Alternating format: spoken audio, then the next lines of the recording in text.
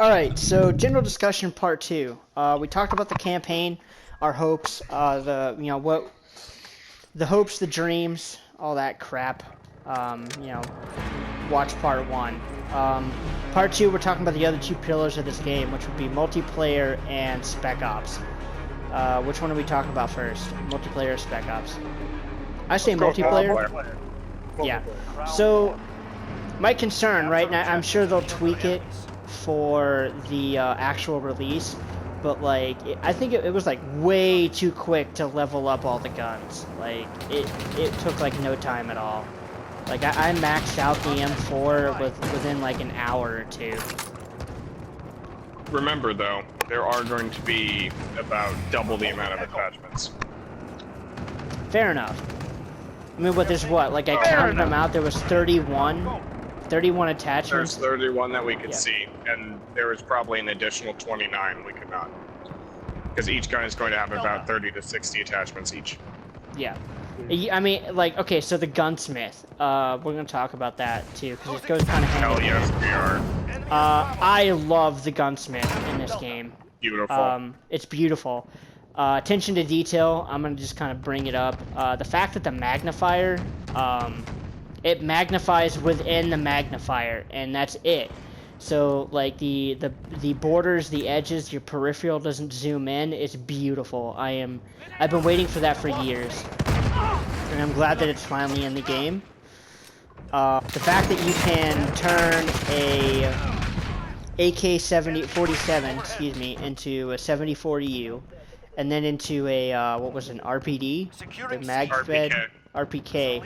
Yeah, the mag-fed light machine gun. All in one thing. That's cool. I kind of like that. I was a little skeptical at first because I wasn't sure if it would work out that well, or the selection of firearms would be shorter because of that. But I honestly think that seeing the gun list from the beta, it's very impressive. We're sure there's going to be more, but if there isn't, we are perfectly happy with what we're getting so far. I mean, we do have, if the last I remember hearing a count was about 31. And within the past couple games, I think that is the most we've seen, especially with Black Ops 4. And as a warning, yes, we will be talking at length about how this game stacks up to Black Ops 4, since that is the most recent one. Shay, you have anything on general? Ooh, I have one. Glock is in the game, and it's semi-automatic. I am super fucking stoked about that. Real-world stuff here. Glock does not actually allow for licensing in video games, replica firearms, aka airsoft guns.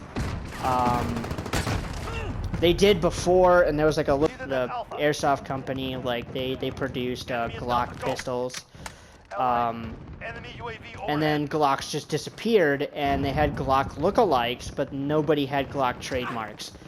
This game does not have Glock trademarks on it, but it's a Glock, and it has the same features as a Glock, which is really hard to see, especially now. But I'm really stoked that it's a semi-automatic and it's not the Glock 18 fucking around. And I just got lost talking about Glocks. And I'm gonna die! No, I didn't. Okay, good.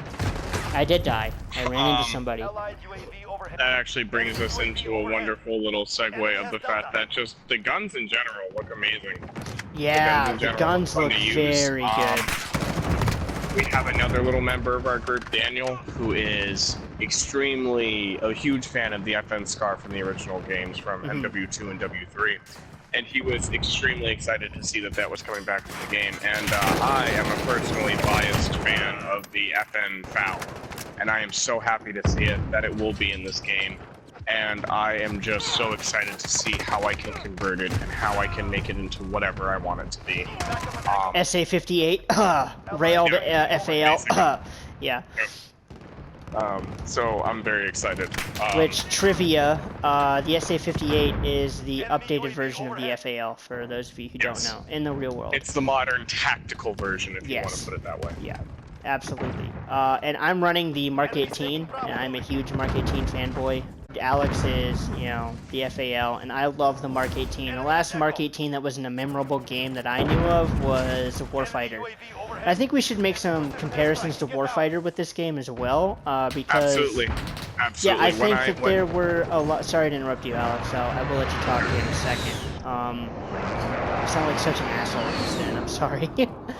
I think that, like, you know, the weapon modeling in Warfighter and the weapon modeling in here have a lot of similarities. I actually kind of hope that they do the same camo system as Warfighter, where, like, it looks all, like, dirty and, like, worn out, you know, and, like, it looks like spray paint jobs and shit. Like, I really hope they do that, because that was a really cool aspect of Warfighter that I kind of missed from... I don't know what Warfighter is. Medal of Honor Warfighter. To describe what Medal of Honor Warfighter was... Oh god, we'd waste so much time even trying to think about it. We'll tell you when we're not doing a video. Yeah, we'll tell you why. We'll explain it to you when we're not doing video. Yeah, it's a little easier that way. But I actually have stuff to add on to that. When Cameron and I, and even some of our other friends first started playing this, when I first loaded up this game for the alpha, back last month, I believe, as soon as I saw the game and I saw the weapon modeling, I went, this is very, very reminiscent of Warfighter. And it was I was very actually happy to see it, because I feel like Warfighter was ahead of its time and no one actually... Yeah, I agree with that. Yeah, sorry, keep going. I'm just agreeing with you, Alex. So, yeah. So, with Warfighter being ahead of its time, I'm really glad to see a game kind of copy it and copy the good things from it, and then bring it to an audience that really, really wants it right now. So, yeah, that may not even know or appreciate the attention to detail, like the thumb forward thing. And Shay, I think you asked something about that earlier. The thumb over the top of the gun. That's known as a C-clamp grip, and it transfers over to the actual grips. You see, like, those of you who play Battlefield 4 will know what I'm talking about with the grips. You see the thumb on the side of the gun. That's pretty much the same thing. It's a modified C-clamp, and what that does is you're putting force on the top of the gun to control recoil. So that's essentially what you're doing. Is you're wrapping your thumb over the bore. Oh, somebody just saved my life. Thank you. You're putting your thumb over the bore of the gun to help mitigate. Ooh, come here, ATV. I did not get that ATV kill. I feel kind of bad now. Alex, you kind of have a little bit of knowledge on this too. You want to add anything to that? I'm sorry, I just got ran over. What were we talking about? I am so sorry. C-clamp grips. Yeah. C-clamp grips. To put it to the most basic way to help you control your recoil so that it is minimal. It can be done on almost any firearm. People have been using it with AKs, they've been using it with AR-15s, and it can be used for a few different things. For instance, it can kind of even be used to cut down weight on your rifle, because with a C-clamp you don't necessarily need it distributes weight, yeah. Yeah. You don't necessarily need a foregrip. You don't need a vertical foregrip or an angled foregrip. You can kind of use your hand to mitigate that recoil. But yeah, the C-clamp is kind of just a etiquette of war that has just kind of evolved over time, and people understanding how firearms work and everything. So yes, it is very good to see that in the game, because if you watch any sort of military training videos, like Special Forces doing their trainings or anything, you'll see them down on one knee with a vertical grip, and their the 4 normal digits of their hand will be around that foregrip, and then their thumb is all the way up on the top of their gun. Yeah. And you can see them, they'll be firing fully automatic or semi-automatic, and that gun is staying straight. It's not bumping up, bumping down, bumping to the left, or bumping to the right. It is a forward, it's a saw motion of back and forth perfectly. Yeah. So it's very awesome to see that put into a game. Another thing is lasers on the top of the rail. I'm like been like super fucking butthurt about video games that claim to be realistic, but they put the PEC box on the side of the gun. That's a small detail, but you know, I mean, talking about, you know, just multiplayer gunsmithing. Yeah, what were you gonna say? To be fair, you can put a PEC box any way you want. That is why a quad rail exists. You can put it on the sides if you want, or on the bottom or the top. It's just that through studies and through, you know, testing and retesting, it's basically been proven that a PEC box, for any of you that don't know, it's that big old it's the laser in the game, the green laser, the red laser. Yeah, that's a PEC box. Basically is an IR aiming device. IR invisible. IR is infrared, which cannot be seen by the naked eye. Which in the night vision mode, you know, is why you see the laser, all the lasers everywhere. That's what that's coming from. Just so you know.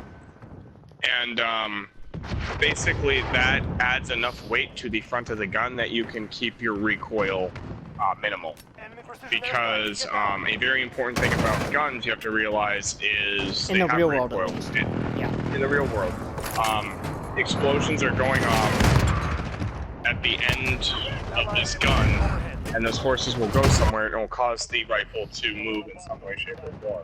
The more weight you add onto it, and the more you distribute it out, the more that it will not buck, because opposite react. Whole Isaac Newton action, reaction, opposites, and everything. Yeah, laws of physics. The more, the law of physics. So the more you have on there, and the more you weigh it out, the less recoil you'll have, and the better grouping of shots you'll have. So it's also another really cool thing to see. And plus, it's just been something that Cameron has been bitching about since we started playing Siege and even before. Yeah. So it's really nice to see I've bitched about it for a long time. So it's really nice to see that someone finally did it, so that he can be like, I'm a happy camper now. Yeah. Shay, you have anything? Or Alex? Sorry to interrupt you. My bad. No, go ahead, Shay. Oh my god, I just got fucked. But I'm gonna be completely honest. I've been so focused that I don't even know what we're talking about. Oh, okay. Sounds about right. Okay. Sounds about right. Cameron and I will take over from here then. Like we have the entire video. Yeah. Something I'm really enjoying is just the overall look. So when this game was coming out and we didn't, so like, I'll explain what I mean by look, because it's a multifaceted thing when I say it, but so if you play this, when this game was just coming out and we didn't really know anything, they were talking about, the developers were talking about how basically everything is a 1-to-1 scale. And what they mean by that is, if you walk through a doorway that a normal human being would walk through, it's probably about 6 feet tall by 3 or 4, maybe 5 feet wide. Yeah, it depends on the door. Depends on the door. But it's so a human being can fit through it with ease. In this game, that is the actual size of the door. Unlike in most Call of Duty games where they boost the doorway more so you can have more room to fit through it. They wanted this game to be very much to scale, as if your character is actually in a world that they belong in, they fit in. And so that's an amazing thing to see, and that's an amazing thing to kind of hear about. That they took that much, you know, stock in making it realistic and making it authentic. It's just a great thing to see. Yeah, like, okay, so just to let you know, like, people who don't know why they made the doors, like, bigger in older Call of Duty games, was, like, the camera, I guess, and, like, the design of the character in first person was, like, wow, we fucking wrecked on that. It was really easy to get stuck on doorways. So the fact that they're like making it really 1-to-1 scale is like really impressive. That I guess they fixed that. Yeah, and plus like hitboxes probably also added into that. Being stuck on walls, you really weren't stuck on everything. Anyways, game's over, everyone. Tune in for part 3 where we finally talk about Spec Ops and what we hope from it. If you have any feedback about multiplayer, or what you'd like to see, or what you hate about it, please leave it down below. We love any feedback. Yeah. Tune in for part 3.